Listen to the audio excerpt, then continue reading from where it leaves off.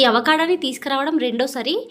First సారి తీసుకొచ్చినప్పుడేమో వారం రోజుల పాటు ఫ్రిడ్జ్లో పెట్టేసి జ్యూస్ చేద్దామని కట్ చేసి చూసేసరికి లోపల మొత్తం ఖరాబ్ అయిపోయింది. మనం ఒక్కసారి ఏదైనా తిందామని ఫిక్స్ అయిన తర్వాత మనల్ని ఎవ్వరూ ఆపలేరు కాబట్టి మళ్ళీ ఒకటి కొనుక్కొని తీసుకొచ్చాను. ఈసారి అయితే ముందులాగా మురగబెట్టకుండా మధ్యలో ఒక రోజు గ్యాప్ ఇచ్చి జ్యూస్ చేద్దామని అయితే కట్ చేశాను.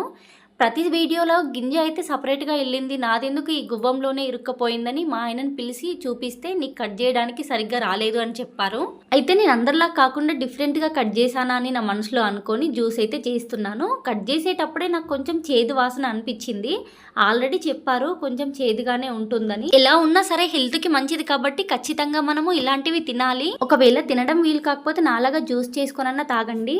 అవకాడో తినడం వలన మన బరువు అనేది తగ్గుతుంది, అలాగే మన శరీరంలో ఉన్న చెడు కొలెస్ట్రాల్ని కూడా కరిగిస్తుంది. మేము ఎక్కువగా చాక్లెట్ సిరప్ వేసుకోవడం వల్లనేమో చేదుగా అనిపించలేదు. మీరు కూడా ఒకసారి ట్రై చేయండి.